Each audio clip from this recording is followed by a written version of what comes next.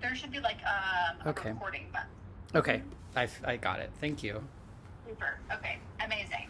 Anything else you wanted to touch base on before we jump in? No, I don't think so. Okay. Amazing. So I'm wondering if you could start by just briefly introducing yourself and sharing a bit about your background. hmm Where did you grow up, and were you raised in a particular religious or spiritual tradition? Okay. My name is Bonnie Violet Quintana, um, and I am a trans, femme, genderqueer, spiritual drag artist, and digital chaplain.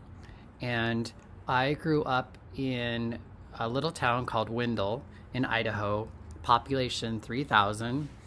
It Wow. was it was 3,040 years ago, and it's still 3,000 now. Let me turn that off. Um, and I grew up in that little town to a family that were not church going folk. But my aunt took me to church when I was really young, I think like 5 or 6, and I loved it. And so I really got into church and was a Jesus freak, loved Jesus, loved, bringing people to Jesus or whatever.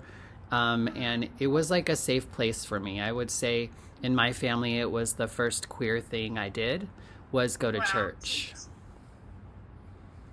And And go ahead. okay. I was just going to interject and ask, do you remember anything about that church, if it had a denomination or what size it was, and Yeah, things like that? the very first church I went to was free Methodist. I think it was a free Mm, Methodist church. okay.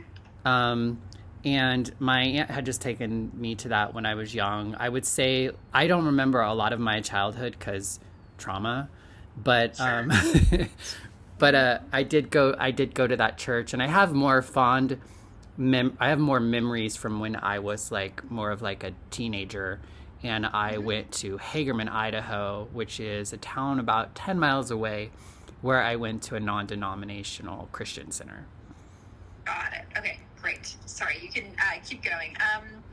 Is there anything else you wanted to share at this point about your background? Um, I'm trying to think. I don't know. I don't know what's interesting to you. So, well, I was interested when you said that you experienced church as maybe one of the first queer spaces. Can you hmm say more about that? What was queer about church for you at that age? Well, I think the queerness was just in the sense it was very much outside of the norm of my family and Mm-hmm. the people that I grew up with, if that makes sense. So it was queer in that sense of me being outside of my social norms or family norms, that sort of thing. So, but as far as like the church itself being queer, as in like LGBTQ or anything like that, um, I wouldn't say that. But I wouldn't say that. Okay. No, that's a great distinction. Okay. So I'd love to hear more about your journey to becoming a chaplain. hmm It sounds like you had a love for church, at least this version of church, at a young age. How did you go from being in this space to becoming a chaplain? Oh, that was a long journey. um, Okay. Feel free to only share whatever you want to share about that journey. yeah, This is okay. yeah. Yeah, no, I mean, I think kind of the cliff notes, if you will, or the milestones is, when I graduated high school, I moved out to Phoenix, Arizona, um, Mhm. where I went to school to be an architect, an actor, a model, and a preacher. um, Wow. all within very short amount of time. And as young people, we're often trying to figure out what it is that we want to do and be. And I had gotten a calling after going to architecture school and acting and modeling stuff. And I felt the call to work with young people in churches with theater specifically as the tool. Because that's what I had gotten to do when I was at that little church here in Idaho. We did theater productions, and I thought that was just really cool. And so when I moved out to Phoenix, Arizona, I got involved with a mega church out there. It was mega, like it was huge compared. I mean, like I think our sometimes the congregation was like 1,000 to 2,000 people, which was almost like my hometown. So it was a Right. huge, it was a huge shift for me. But I loved it a lot. Um, I loved it a lot. It was just kind of like, as I was moving to a new city and doing all that, my aunt was a Christian who was very involved. Like the aunt that took me to church is the aunt I moved to Phoenix to live with as well. Got it. Um, and so I was really kind of into that. I think I was really shy and I really struggled. I remember it's kind of random, but one of the roles I had to play was this very like masculine kind of macho kind of person, like Tim Allen from Home Improvement. Oh And boy. I struggled really bad. But I tried. And so, anyways, in a very short amount of time, when I was 20 years old, I was diagnosed with HIV, and I just barely turned 20. And that caused me to really, it pushed me kind of out of the closet in a lot of ways as a queer person. I hadn't shared that at church. I had actually left Grand Canyon University to be a pastor because I'd kind of started to feel like things weren't aligning anymore with my life and who I was, and kind of being in that sort of environment. Um, Sure. and so I was kind of exploring and figuring out what it meant to be a queer person on my own. And then that's when I found out that I was HIV positive the first time I ever got tested. And that really was one of the big things that kind of pushed me out of the church and away from religion. I did not feel like I could go to my community, to go to my church and tell them what was really going on with me. And it was a very scary and difficult time for me. And it was the first time in my life that I couldn't go to church. And I guess I couldn't. I guess the God thing was something that I just didn't have the capacity for, in the sense of I felt like God loved me anyway. Um, that's the key, loved me anyway. I wasn't sure why or how. Um, and so because I couldn't quite, I guess, come to that understanding on my own, I just kind of put God on a shelf and lived my life, thinking maybe one day, I might be able to go back there. Um, and then I would say like the queer community, and the club scene and drugs and alcohol and all that sort of stuff became my new church, my new religion, and my new safe space. It was such a gift in a lot of ways to kind of be thrusted into this queer group of people who loved being queer and lived out loud as queer folk for the most part. And I didn't know how. I mean, I remember I had just got a job at a gay bar to learn how to be gay because I didn't grow up around gay people or queer people. I didn't see them on TV. I didn't see them in town. I didn't, it was like they were an invisible community for me growing up. We didn't talk about it in church. I don't recall people being hateful to queer people. Sure. We were just very much invisible. Um, Right.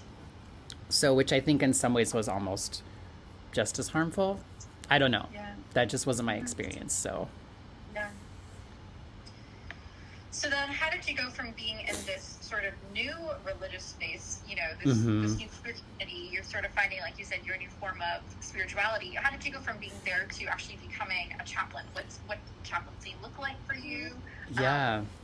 Well, so yeah, years down the road, I kind of, I ended up moving back to Idaho when I was 21 because I was having really major health problems and I had to get into care and I needed to live with my parents. So I moved back in with my parents at 21.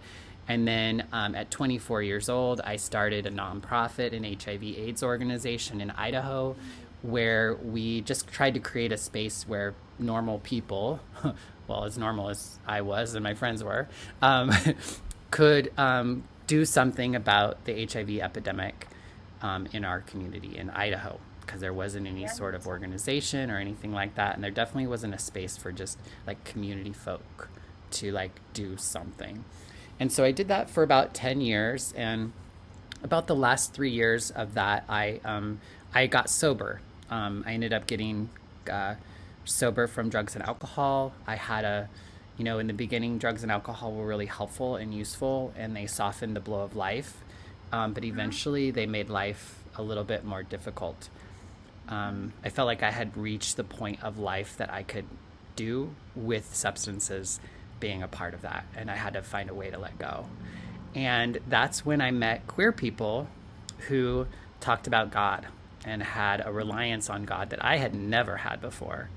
And I was just perplexed and confused and in awe, and just like deeply desired that, I think, more than me even not wanting to use substances. Like, I had missed and really wanted to have that spiritual way of life again, and to really connect more intentionally to my purpose and, I guess, mattering in some ways. And so, which is weird because my life had already been doing all that. It just wasn't wrapped or threaded in a spiritual way. And that came in time, that where I could begin to lace my narrative, my entire narrative, with a spiritual thread, even when I wasn't going to church or actively seeking God. I would say that was actually when I first fell into grace, because so much of my life before that, I was trying to do everything I needed to do to be right and correct in order to please God. And when I just had to like let go and let God be God and me just try to be okay, I think that's when I really fell into grace and really began to understand what that meant. That, value and worth without earning it. And so, yeah, so in recovery, that's when I started getting open up to this idea of God again. It wasn't the God that I grew up in church. I really had a hard time being in churches for a while. I was very traumatized. And it was very difficult for me. I ended up landing in a United Methodist Church in Chicago, which I had moved to Chicago after running the HIV/AIDS organization. And I landed in a church because I was setting up HIV testing center within their church. And I got stuck sitting through the sermon that day. Oh.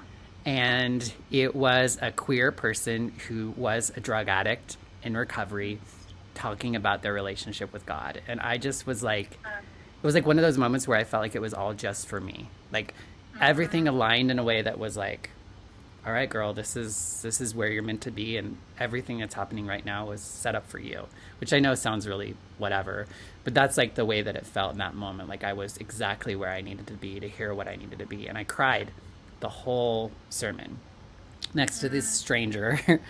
And I found myself going to that church every week after that for probably a year or more.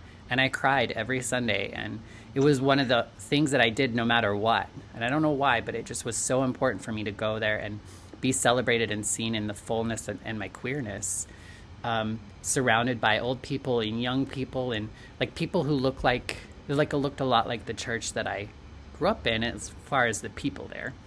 It was important for me that I was in a church that wasn't just a bunch of queer people. I think in order to feel like it was authentic or close enough to what I was raised in, I guess. And that is where I eventually ended up doing a chaplain training after the death of my nephew. He had died in my arms, and I ended up being like the queer person in between my brother and his Mormon wife's family, and then my family, which, people died and you threw a party and got tattoos. So I found myself in the in-between of the both families and the many different ways of expressing grief and loss. And in some ways I never felt, it was one of the first times I could just let go and let God. I practiced be still and know, and I just was like, I do not know what the best result for this little boy is right now. So I'm just going to show up for the people around me and do what needs to be done.